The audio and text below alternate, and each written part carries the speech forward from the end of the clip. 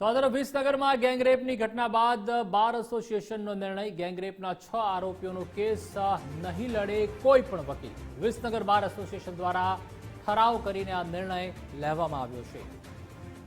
કાબિલેદાદ નિર્ણય છે તે બાર એસોસિએશને લીધો છે, કારણ કે ગેંગરેપના જે 6 આરોપીઓ હતા, જે નરાધમો હતા, તેઓનો કેસ કોઈ પણ હાથમાં નહીં લે. ગમે તેટલી રકમ કેમ ના આપવામાં આવે, પરંતુ કોઈ પણ વકીલ તેમનો કેસ હાથમાં નહીં લે તેવું નક્કી કરવામાં આવ્યું છે.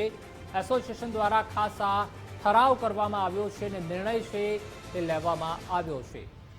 આ રીતની ઘટનાઓ ગુજરાતમાં ન ઘટે તે માટે પણ જે રીતે પ્રયત્ન છે રાજ્ય સરકાર તેમજ સ્થાનિક પોલીસ દ્વારા કરવામાં આવતા હોય છે, પરંતુ તેમ છતાં અવારનવાર ઘણીવાર આવી જે ઘટનાઓ હોય છે જે એક દાગ સમાન છે, દાગ લગાવતી હોય છે.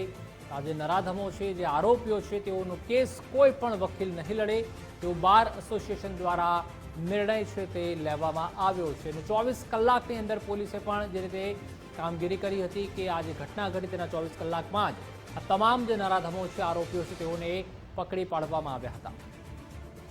વધુ માહિતી માટે સંવાદદાતા મુકેશ જોશી જોડાઈ ચૂક્યા છે. મુકેશ, પોલીસ બાદ વકીલ એસોસિએશન જે છે, બાર એસોસિએશન, તેઓએ પણ નિર્ણય લીધો છે કે આ 6 આરોપીઓનો કેસ કોઈ પણ નહીં લડે.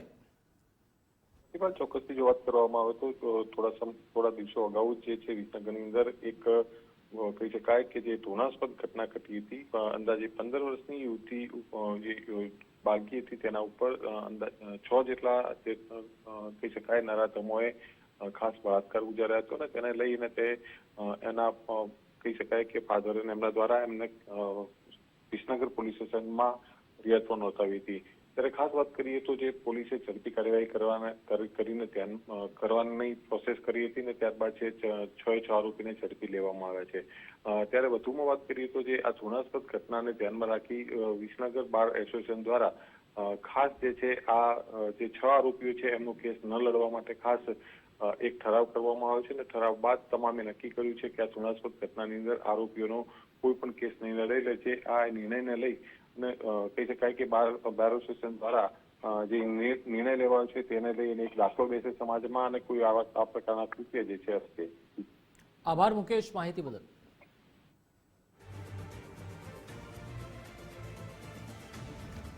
તો જે રીતે બાર એસોસિએશન એટલે કે તમામ વકીલ મંડળ દ્વારા પણ નિર્ણય લેવામાં આવ્યો છે કે તમામ જે નરાધમો છે, આરોપીઓ છે, તેઓનો કેસ કોઈ પણ હાથમાં નહીં લે.